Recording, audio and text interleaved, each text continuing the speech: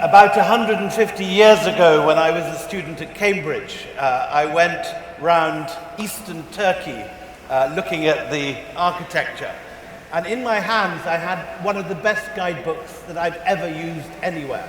The woman who wrote it seemed to have been to every extraordinary monument in the country and to know the history and the architecture and the art like the back of her hand.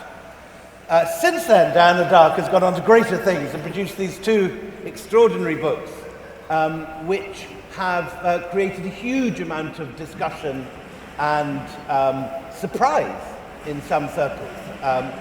So what I'm going to ask Diana to do is to lay out her float, so to speak, for half an hour with her wonderful slides. And I'm going to get off the stage and look at the slides in all their glory.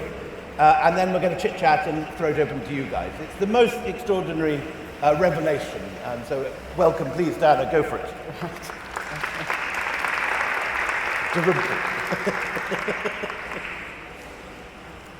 Well, I seem to find myself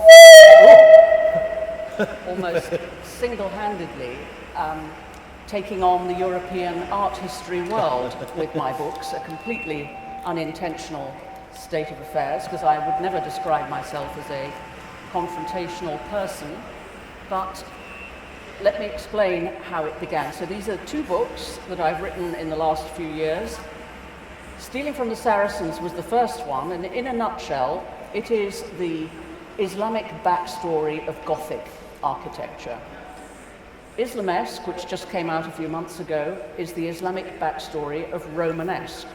I'm deliberately challenging the very concept of Romanesque. I'm saying if you're going to call it anything, and it was a term that was only invented in the 19th century by a pair of French art historians anyway, you might as well be more accurate and call it Islamesque. So, just to explain the title of Stealing from the Saracens,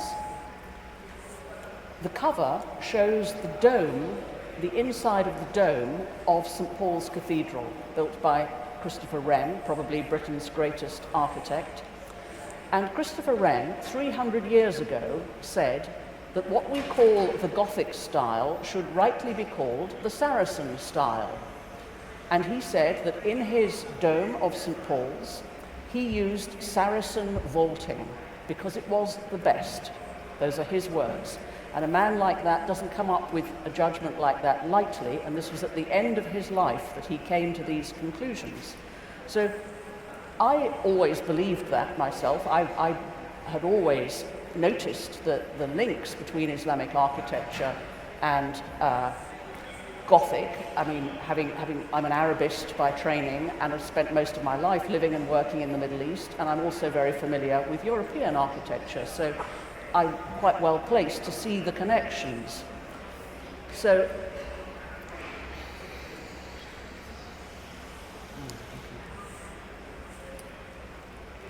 this is not moving on. Just to explain how it came about, the first book, I'd never had any intention to write a book about architecture, but it was triggered by the fire at Notre Dame in April 2019.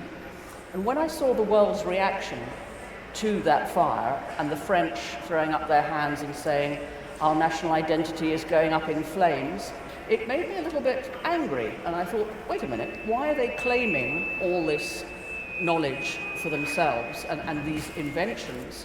Don't they realize that most of the characteristics of the Gothic Notre Dame can actually all be tracked back to the Middle East? And so when I put out a tweet about this, to my astonishment, it was picked up big time, and clearly it showed that people were not aware of these connections. So after that, I decided, okay, since there appears to be a gap in knowledge here, I'll write a book about it. And so that's the book that I started to write, starting off with Christopher Wren's own theories and then examining those and tracking them back, tracking every individual element of Gothic architecture back to its origins and how it enters Europe. This is what the book shows. And so Stealing from the Saracens, the reason Saracens is in there is because of Christopher Wren's expression. That was the normal word for Arab Muslims at the time when he was writing, and also because so now with the Gothic elements here, you see we've got the twin towers flanking the monumental entrance, we've got the rose window, all the pointed arches, all these elements have entered from the Middle East.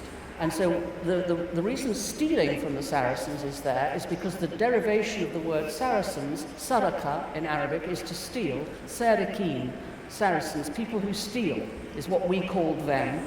And so it's like a double irony of the pun. Isn't it ridiculous that we're calling them thieves when we actually took things from them? So that's the origin of the title and why, the thing that first triggered me to write the book. And so now we're going to take you on a quick journey through the elements of Islamic architecture, which seem to have disappeared completely from the screen now.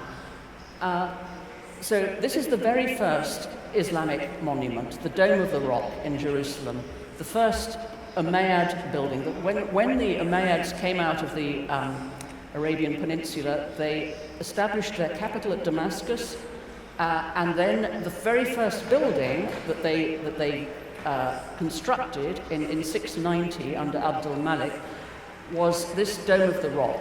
And so obviously when you look at that, art historians would say, well, this is just a Byzantine building.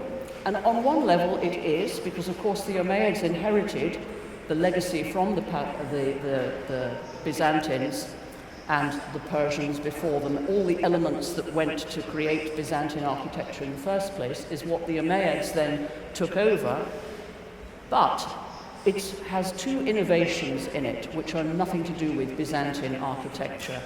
And those are the pointed arch and the trefoil arch, both of which occur inside this monument. And so it was a tremendously influential.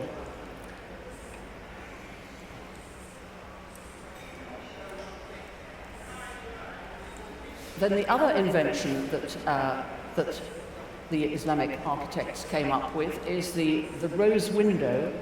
This is the very earliest example in the early 8th century from the, it's called Khirbat al-Mafjar. It's near Jericho in the occupied West Bank. And when this was found and reconstructed, it had elements of coloured glass underneath it, and it was positioned high up in the audience chamber of the caliph's palace, which shows that it was a decorative window always designed to let in coloured light to create a sort of magical atmosphere. And of course this is then the origin of what goes on to develop 7 centuries later to the absolute peak of rose windows in Chartres Cathedral. The Umayyads were then wiped out in 750 by the Abbasids, who came in and moved the capital away to Baghdad. But one Umayyad prince escaped, Abd al-Rahman, made his way across North Africa and into Spain, into the Iberian Peninsula, and he established there, in what today gets called Andalusia, he established essentially Syria in Spain, and Cordoba is the equivalent of Damascus. He modelled the Cordoba Mesquita, which we see here in an aerial view. He modelled it on the Damascus Umayyad Mosque. All the proportions are exactly the same. Like all exiles, he wanted to recreate his homeland, and so he brought all the elements from Syria and established them in Spain in so many ways, not just architecture, but also agricultural revolutions as well. And inside the Cordoba Mesquita, you have the mihrab, where again you can see the trefoil arches along the top of the mihrab there. Those are what first appeared in the Dome of the Rock, and are now you find them on European soil here in Spain, in the most important part of the mosque. And also, all the arches on the Cordova Mesquita. It's covered in arches, inside and out. Every type of arch you could imagine. The Arab proverb is the arch never sleeps. They loved arches and used them in prolific variation everywhere. So you see this interlocking arch there on one of the gates of the Cordova Mesquita. And then these interlocking arches find their way into Gothic architecture, and the slide on the left is actually in Durham Cathedral in the Galilee Chapel. Another gateway through which these elements, Islamic elements, found their way into Europe was via Venice. Venice, this is obviously St. Mark's Basilica, which Christopher Wren called a Saracen building because of the delicate pinnacles, all the different colours, the slender columns, the domes, the use of the Islamic dome there, all of these elements. And the Venetians openly copied Islamic architecture. They were huge fans of the elegance of it, and there are many books written about this, and I have a whole chapter in the book covering this. Then another route in is via the Ottomans. Sinan, the great Ottoman court architect, was a direct contemporary of Christopher Wren, and his method of vaulting in the dome, this is the Suleymaniya, one of his masterpieces, was the same method that Christopher Wren then used in his own vaulting system. And here on the right you have the inside dome of St. Paul's Cathedral, and on the left you have the Suleymaniya Mosque. And you can see the same designs, the same concepts that have been used there. So then all these Gothic elements die out and get taken over by the new wave of classical architecture, but then it has this revival in the 19th century where Gothic appears everywhere, all over the place. So here in London, we've got Big Ben and the Houses of Parliament covered in trefoil arches, pointed arches, tall, slender columns. St Pancras, which I just walked past this morning, is a perfect example. You've got interlocking arches, you've got multicoloured brickwork, you've got interlocking you've got blind tall arches. Just about every feature is there just around the corner in St Pancras station and hotel. And then the influences even find their way across the Atlantic into the US Capitol Dome, where the vaulting is the same Saracen vaulting that Christopher Wren used at St. Paul's, this idea of the double dome, where you have the inner dome and then a gap between the outer dome. That's in order to give a more imposing silhouette to the outside. And so it's a slight irony that Saracen vaulting should find its way into the heart of American democracy. So that's a very quick run through the stealing from the Saracens argument about, trying to explain the Islamic backstory of Gothic architecture and all the routes through which it entered Europe. And I thought that was it. Instead of which, an extraordinary thing happened. I had a eureka moment about zigzags. And I must explain about where that came from, because 20 years ago I bought a house in the old city of Damascus, and I restored it under a 3-year restoration project with a Syrian architect and a team of Syrian craftsmen. And that led me back into the academic world to do an MA in Islamic art and architecture, to try to understand the house at a deeper level. And one of the motifs running around the courtyard of the house that I bought, it was this zigzag. Emerging from this circle, a zigzag running around the courtyard. And I asked everybody in Syria, what is this zigzag? What's it all about? It's not some random thing. It must be there for a reason. And for 20 years nearly, those zigzags looked down on me, and I had no idea what they meant. And then by chance, I watched a documentary that my brother had recommended about the secret origin of writing, the secret history of writing, which started off, which shows how it all derived from Egyptian hieroglyphs and finds its way down as a symbol of water flowing. And if you look at the zigzags you see in my house, you'll see how they emerge from a spring.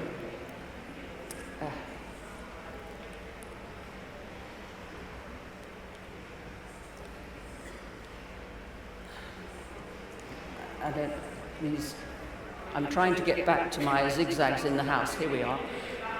Yeah.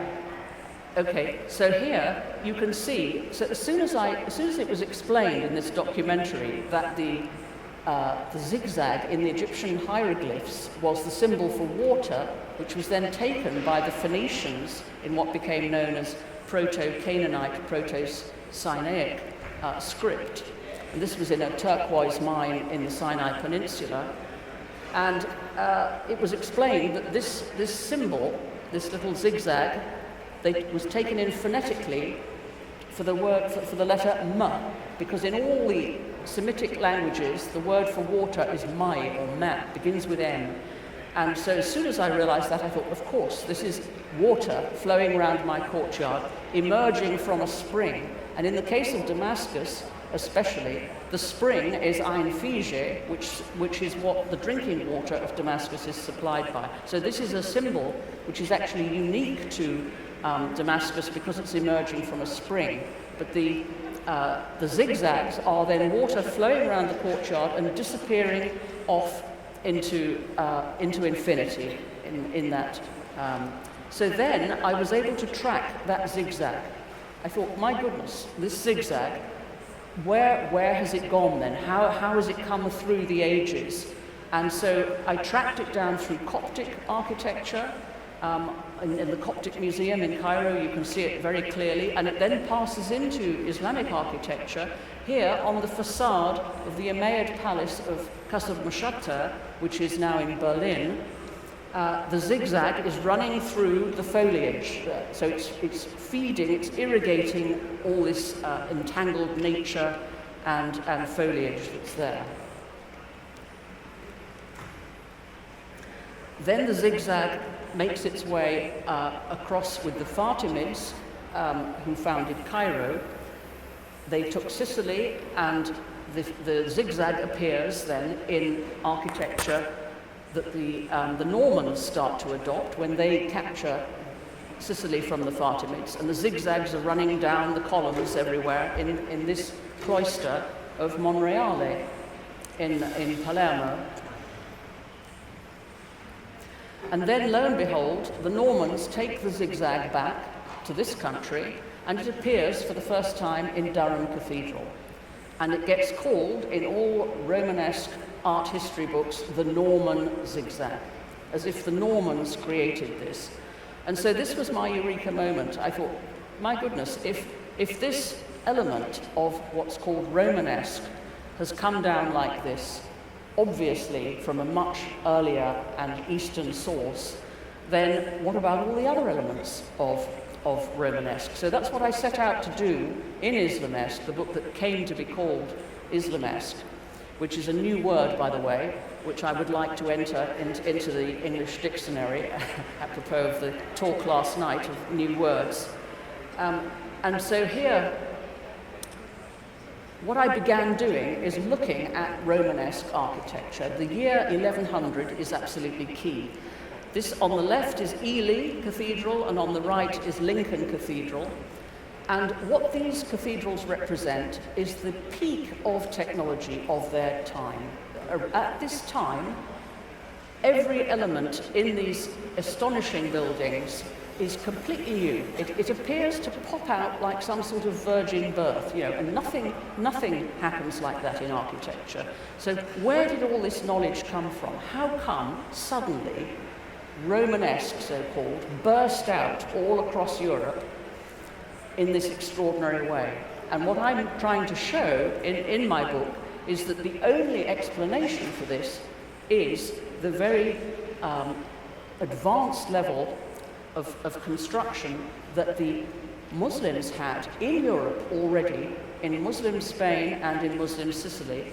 Through their understanding of geometry, they were 200 years ahead. And so when this when this concept of geometry started to enter into Latin Christendom, you would start to get images like this, but this is not until the 13th century, images of Christ as God, as architect of the universe with his compass there, and then also on the right another illustration of a woman embodying geometry, teaching a group of students. But the concept of geometry was absent in Europe at this time, whereas it existed completely in the Muslim world, on European soil. And so this vaulting knowledge goes right back to the 10th century. There are examples, this is still existing in the Cordoba Mesquita. This is the first example of a 10th century ribbed vault. And the understanding of geometry that this represents was examined by a pair of Spanish engineering consultants back in 2015, and they were amazed at what they found. They said it represented the most perfect example of understanding of geometry that they had ever seen, and it has not required any structural repair in its entire 1,000-year existence. And this knowledge, if you go to the Cordoba Mesquita, I was just there a few days ago as it happens, on the back wall you will see this display of the masons' marks who built this 10th century extension of the original 8th century mosque. And when you look at those, the masons' marks, they are all Arab names, basically, with one or two exceptions that are simple straight line shapes. So you can conclude immediately that these masons were Muslims, and what's more, they were literate. And this is, again, astonishing, that in the 10th century, craftsmen were literate, unlike in Europe. And this was because of the system that had been instituted there, where each mosque had a madrasa beside it, a school, where elementary literacy and numeracy was taught. And in Cordoba alone, there were 300 mosques. It was completely common. And so then, also the numeracy, this knowledge of Arabic numerals goes right back to the 10th century in Cordoba and in Muslim Spain and in Muslim Sicily. Over here, Arabic numerals were not in proper use until the 1500s. So you're talking a huge gap. And yet, over here, I discovered examples of Arabic numerals carved into the woodwork of top-level medieval buildings, like this one is in fact in Salisbury Cathedral, and again it shows that now who could do that back in the 13th century, 200 years before these Arabic numerals came into the country. Obviously these people were top Muslim craftsmen, carpenters. And the same here with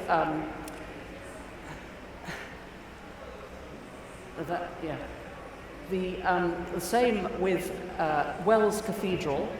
It always held out as one of the most spectacular west facade examples of sculpture anywhere. And Arabic numerals were found on the bases of the sculptures up on the resurrection tier, the top tier running along there. And again, this was in the early 1200s. I mean, these things have been dated by many means, and I was able to go into the archives in Wells Cathedral and establish the exact reason for these Arabic numerals there, which people have tried to dismiss and say, oh well, you know, it's just an accident, and they were all jumbled up. But I managed to unravel the puzzle of all of that, which was again a bit of a revelation, actually. And then this use of geometry again. So this is in Santiago de Compostela. This is what they call the mirror. It's actually the symbol of Santiago. You can buy it everywhere, you know, in little mirrors and mouse mats and everything. And it's got the 8-pointed star, the waxing and waning moon and the sun.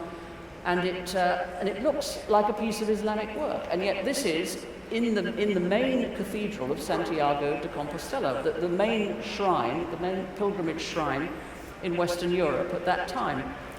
And it was built by somebody whose name we apparently know, called Master Matteo. But one of the other things I've established is that names mean nothing at this time, absolutely nothing, because Muslims converted and changed their names. So you get documents which say things like Robert, who was once Ahmad, and you get Christian villages in Sicily where the people are called Muhammad. I mean, the names are all over the place in these centuries, in the sort of 11th and 12th centuries. So the fact that somebody's called Master Matteo doesn't mean in any way that he's Christian. I mean, anybody with that kind of expertise and using those sorts of motifs would have to be a Muslim. The craftsmanship in the wooden ceilings that remain, the Romanesque ceilings, only a handful of them remain because most of them obviously have been burnt with fire. The one on the left is Peterborough Cathedral, the one on the right is Hildesheim in Germany, and the designs, these use of lozenges, very geometric construction, both of them are phenomenal examples of the level of understanding of geometry that would have been needed at that time. The lozenges have got 7 frames around them, 3 of which are zigzag frames. So they show the absolute peak of craftsmanship, and the type of craftsmanship has been shown to be the same as what was used in the ceiling of the Cordova Mesquita.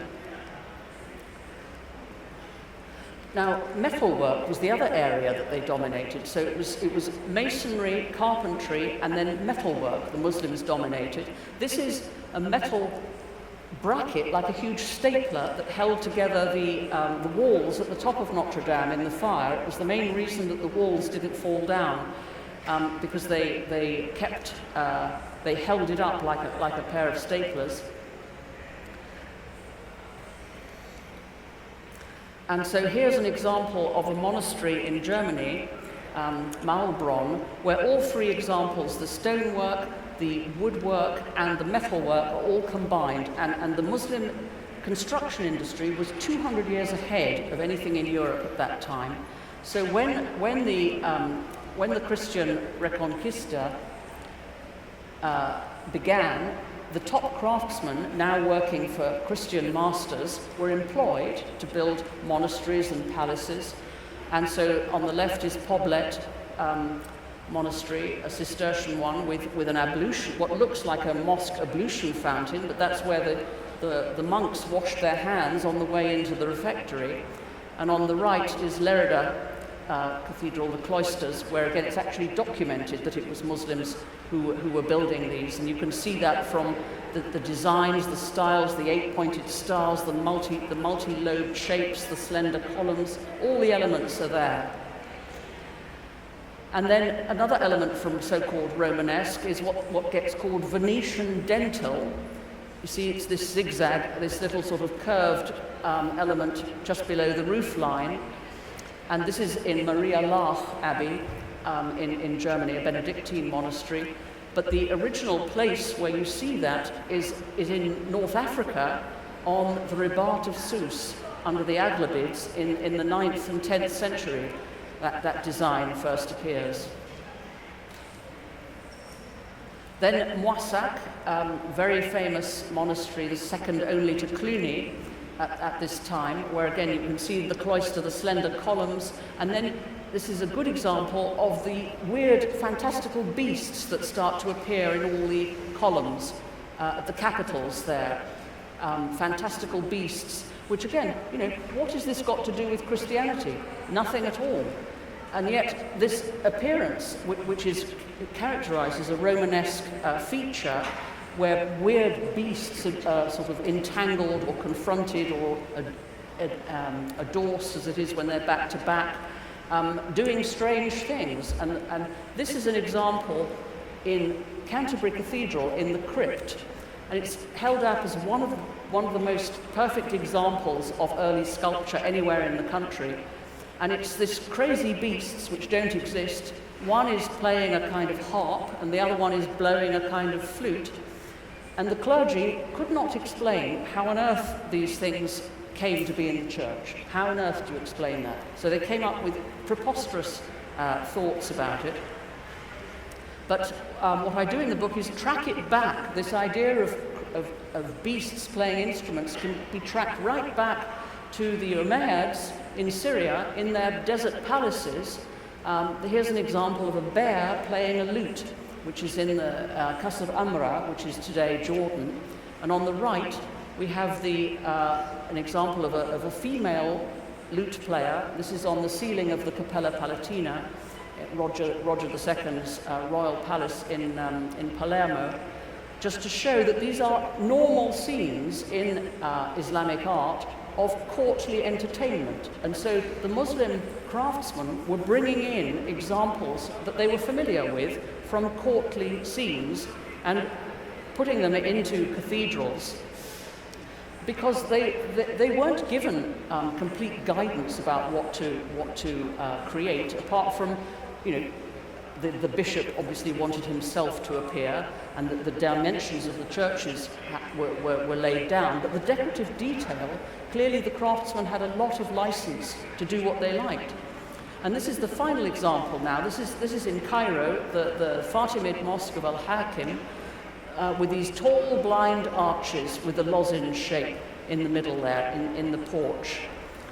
And we see this then being brought across into Italy. In Pisa, we've got the tall blind arches and the lozenge shape that appears in Pisa just 10 years after the fall of Palermo to the Pisans. And before this, the Pisans themselves had no school of architecture, no local knowledge at all. There was nothing. And yet, how do you explain the fact that just 10 years later, they were able to produce things like this, clearly using the craftsmen who had probably been captured in the campaign? So this is, in a nutshell, a very quick, gosh, not so quick, and just to explain, on the cover of the Islamesque book, this is a fresco that exists in an Italian monastery of St. Benedict, founding 12 monasteries. And I rather liked it because St. Benedict conveniently is pointing at the word Islamesque, and in the foreground, the people doing the work are actually clearly not Europeans. They're either North Africans or Arabs. So it's a kind of, this is a fresco that dates from the 1500s by an Italian Renaissance painter who was known for using real scenes to paint from. So this is what he actually saw on a building site in Italy in the 1500s. Because even as late as that, even as late in Spain as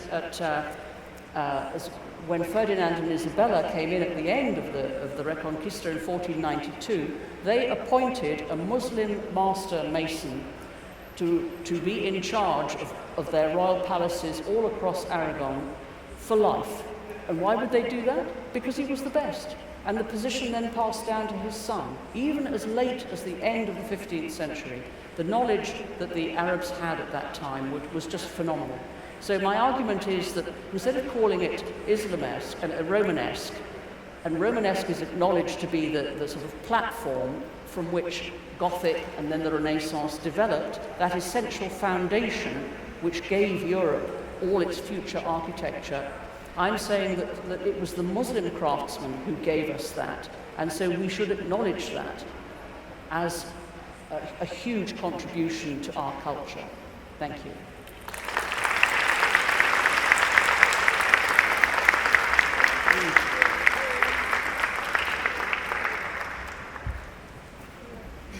That was absolutely brilliant.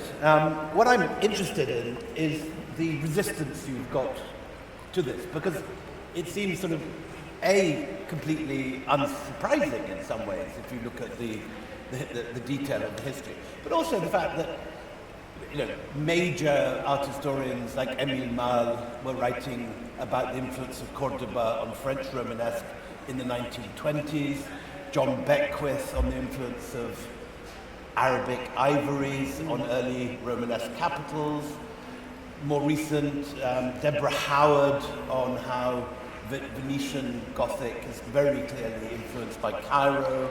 A whole exhibition at the Met, Stefano Carboni on the Venetian interaction with Islam. What was it? Just a sort of blind nationalism, or what were the objections you had? Was it the scale of what you were suggesting? Not that you were suggesting not details, but. Well, yes. I mean, my argument is that the buildings speak for themselves. It's kind of blindingly obvious once you look at the buildings and you track it back. Of course, you're not going to find something in the sources saying Muslim craftsmen built this. The other thing is that people are prepared to acknowledge a bit of influence in the styles, and that's, in a sense, what I'm doing in Stealing from the Saracens. There's a lot more acknowledgement of that. The thing that people... And the passage, I mean, particularly from Islamic Sicily to Norman Sicily, and from Islamic Spain to the into early French Romanesque along the pilgrimage roads, that's quite widely accepted by art historians. Yes, it is widely accepted, but the more you look at the detailing, and this is what I really enjoyed doing actually in the book, tracking and going physically. There's no substitute for going physically to these places. You could sit in a library all your life and never make these discoveries. You have to go there and actually look closely at the stone and see the patterning, that even the techniques you can see. You start to train your eye to recognize a style of carving, for instance, which is Fatimid, which is more deeply incised and is sort of hollowed out. You know, it's a very particular thing that once you start looking for it and identifying it, it kind of leaps out at you. I mean, the use of beading and frames, all of these things, you know. So it's been a gradual process of revelation to me as I've started to go round, you know, so many hundreds of Romanesque monuments and cathedrals all over Europe, connecting the dots, which nobody has really done. But it's it's always in detail, isn't it? Yes. You find it in art historical books, but it's a couple of pages in 200. And it's never explained in context, because if you look at the timing and the geography, it all fits. You know, the exact timing, the fall of the caliphate in 1031, lo and behold, it's when the Cordova Caliphate collapses, all those top craftsmen suddenly have no patron, and in come the Christians, and of course the Christians want the top people, their own people haven't got that kind of knowledge. You have a very specific moment, don't you? Because a lot of the Cordoba craftsmen and artists find work in Toledo, which to some extent replaces Cordoba. Yes. And Toledo is very important because it passes peacefully to the Christians through El Cid, like with the Charlton Heston movie. Yes. And it isn't burned. It isn't looted. It isn't. So the libraries of Toledo get translated by people like Daniel of Morley, whose books end up in the Bodleian. And the art, the metalwork from Toledo is sent to Cluny. Exactly, yes. And we have that, and that's unequivocally there in the record. And so it's no surprise that you find in Cluniac monasteries like Mossad, like Souillac, like Beaulieu-sur-Dordogne, that you find these very Islamic patterns in the trumeaux, in the tympanums. Yes, absolutely. But also in Toledo, where I was just last week. Lucky woman. I mean, even the Spanish don't deny that the Muslim craftsmen, who were the best at the time, you know, in the fall of Toledo, 1080, 1085, 1086, I think it was, the Muslim craftsmen then build the churches and the synagogues in the town because they're the best. They are the best craftsmen. And so you go around all these churches from the 1200s, that's when most of them are still extant now, and you go into a synagogue, and frankly, it could be a mosque. And the churches look like mosques, you know, apart from the shape of the building itself. All the detailing is directly taken from Muslim and in architecture. pure Moorish style. Pure Moorish style.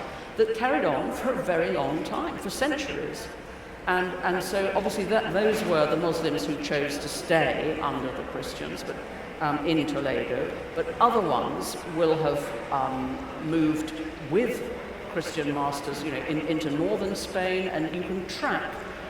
As you just mentioned, with the pilgrimage route that Cluny was sponsoring, of course, with all the money that they got from defeating the Moors in Spain, they became richer and richer, and built all these amazing cathedrals along the pilgrimage route to Santiago, on the back of Muslim masons. And we have in some cases, in Wasak, for example, actual examples of Kufic on Romanesque monuments, don't we? Yes, in Pamplona as well. I mean, there's a lot of it, actually. This is also quite funny, that the level of ignorance that there was at that time, that bishops, for instance, wanted to have Kufic writing on the hems of their garments because they thought it was the language of Christ, and therefore it was sacred. And you see it all through Renaissance art, don't you? Yes. And sometimes mock Kufic. People yes. copying the sort of thing that they think Kufic looks like. By that stage, obviously, there were not Muslims doing it. That's right. Yes, so you can tell immediately if it's pseudo that the person doing it doesn't understand the script. Yeah. This is a festival aimed at India and Indian audiences, bringing India into the story. And do you have examples in your book of ideas that start in specifically India, making it through the Islamic world? No, in India, I freely confess, is a gap in my knowledge. But I noticed in your Golden Road, for instance, you refer to the origins of the Green Man being the face marks in Indian temples, and I'd love to know more about that. From the 5th or 6th century, earlier, for the 1st or 2nd century, you get this thing called the kirtimuk, which is a face, often with beads and with vines or foliage coming out of the mouth and then looping round. Right. And that is very, very similar to images of the Green Man that you get first in Spain and then in France and Britain. Well, the timing, the timing of the appearance of the Green Man in Romanesque and Gothic, it was clearly brought in by Muslim craftsmen. The avenue into Europe was via Muslim Spain, but as you say, originating from much further east. And two other Indian ideas which come through this route. First of all, the plans of colleges, which in the Islamic world is madrasa. Yes. This starts off with Nalanda, and then you find the madrasas taking this courtyard plan, which has originated in India, with a courtyard, a scholar's walking path, a cloister garth, and then the scholars' rooms on four sides. And that, of course, ends up at Oxford and Cambridge. Yes. But it's first of all seen in Europe, on the edges of the Islamic world. It's Salerno, Bologna, and in Paris itself, and then Oxford and Cambridge. Yes, the timing is so key here because it's important. For instance, in the year 1050, for example, the biggest cities in Europe were Cordova and Palermo, closely followed by Seville. These were the dominant cities, and it took a long time before cities like Paris, let alone London, made it to the big stage, as it were. The timing, difficult for us to conceive how much more advanced the Muslim civilization was at that time. And the gulf is huge. And yet the thing that struck me again and again when I was looking into this history of this sort of early Romanesque, as I say, round about the 10th century, the year 1100 seems to be the sort of key year. There's so much that is just sort of passed over and not fully appreciated. The moment that Gothic is always said to develop out of Romanesque is always Abbot Suger in Saint Denis. The miracle birth of Gothic. The miracle birth out of nothing. Is there any specifically Islamic link or Sicilian or southern Italian link with Saint Denis and the craftsmen who were working there for the first time with the pointed windows and with the? Do we have any example of Islamic influence specifically on that moment? It's a complicated story, actually. I'm personally convinced that some of his craftsmen were Muslim. The thing that, again, during this so-called period of this transition, you know, from around about 1100 to around about 1200, all Romanesque art historians and Gothic art historians talk about anonymous masters. Yeah. There's no acknowledgement, only the bishop. The bishop is the person who takes all the credit, and then it's anonymous masters. And then lo and behold, suddenly, a few names start popping out a couple of centuries later. So it's in that period of the so-called anonymous masters that I think most of the people were Muslim craftsmen, in all honesty. We have some documented examples of that. For example, when Frederick II of Sicily moves Islamic craftsmen to Lucera, Yes. some of them go on to build the nearby temple at Troia, Yes. which has the same rose windows wonderful rose window, and yes, those sort yes. of diamond shapes. Yes. That's known to be Muslim. Yes, absolutely. Yes, unmistakably so. Yes. So I don't think there's anything far-fetched about this. No, it's kind of blindingly obvious. I mean, most people, when I explain it in detail, they sort of say, well, it's kind of obvious now that you've explained it. It's sort of hiding in plain sight, but you just have to train your eye to notice it, yes. Particularly that those zigzags. Anyway, we're running out of time. Time for some questions. Please, anyone want to ask Diana anything? There's a lady just here. Could we have a microphone? Sophie, hang on, Sophie's bringing you a microphone. Do you have any signed books available for purchase? Yes, we're signing books after. Yeah. In the court. This lady here.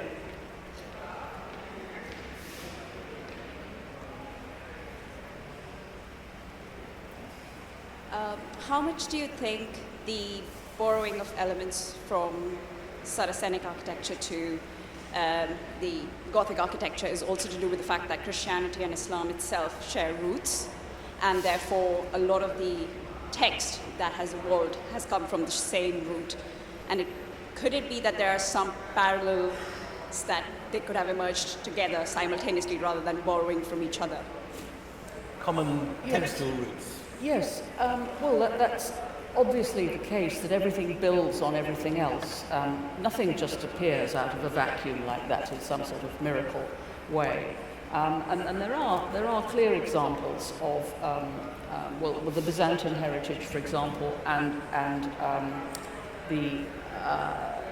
going back into Persian heritage as well. There are a lot of examples, and India is an area that I need to get to. I've never been to India ever, so to get to the Jaipur Festival. I haven't been further east than Iran actually. So yes, but the key thing I'm really Iran looks rather difficult to get to at the moment. So have to get to. Yes, yeah. No, that's right. Any other queries? Yes, Bruce.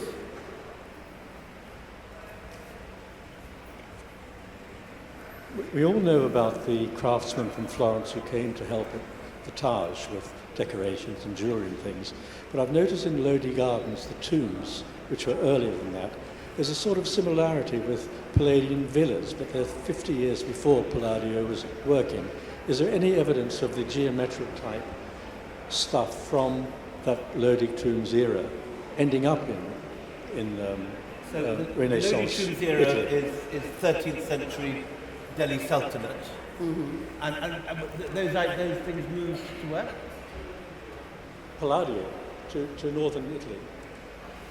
So I don't think directly, if I can answer that as someone who knows the Lodi stuff, not directly, but that whole Islamic tradition is in conversation with each other. So motifs that you find in the Alhambra are, for example, identical to those you find near the Qutb Minar.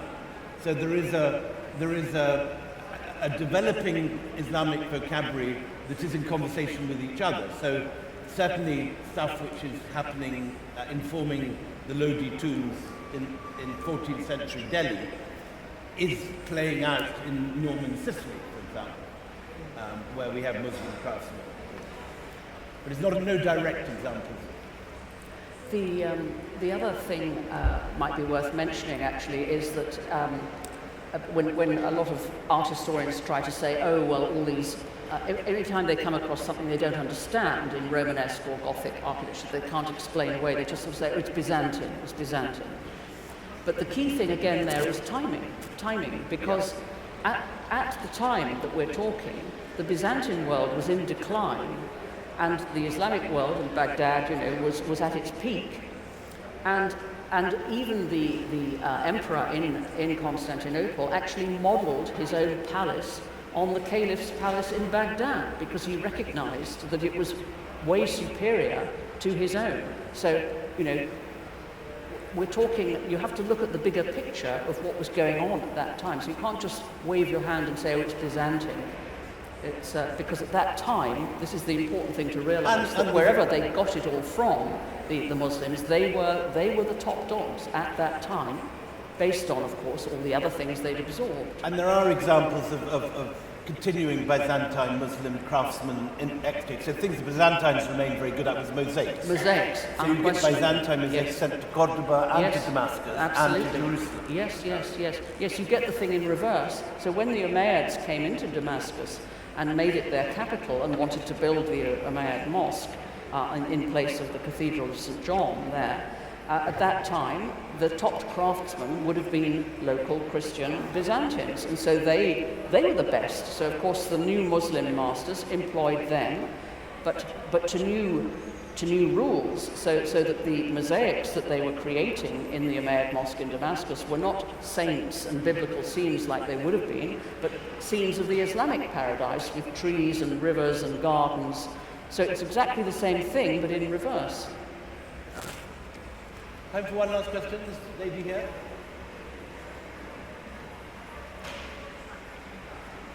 You talk about Islamic art in just a single phrase, but when you think about Islamic art in the 10th century, there were different things going on in different parts of the world. Central Asia was totally different, Baghdad, Cairo. So can you track where these influences are coming from? Because it can't be completely monolithic, that these motifs and so on, they must have emerged from specific places and specific artists. In her book, Diana does this very clearly, particularly Fatimid influence from the Fatimids and North Africa goes into Sicily. Yes, absolutely. No, it's very much the Fatimids.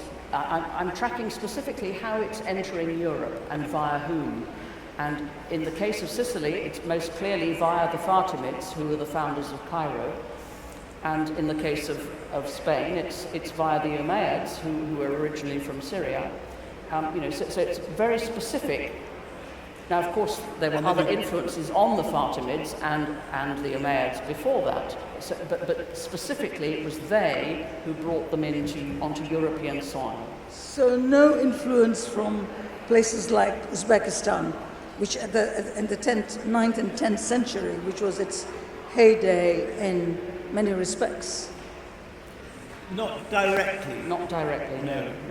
But the craftsmen in Uzbekistan are in conversation with craftsmen in Persia, and Persian craftsmen are in conversation with those in Damascus. The really interesting detailed work that is in your book and is widely accepted is Fatimid Cairo is the power which is controlling Sicily. And so when the Normans come in and take over a country which is overwhelmingly, or at least I think 2/3 Muslim when the Normans come in, a lot of the figures, for example, in the Cappella Palatina roof are very clearly similar to those in Fatimid work in Cairo. Absolutely. And there are detailed papers linking the niche figures in the roof of the Cappella Palatina to specifically Fatimid influence and Fatimid. Thank you. Yeah, no, it's very clear. That's right. And one more. Anyone else? We are done. Okay, well, thank you very much. Please, a big round of applause. Fantastic.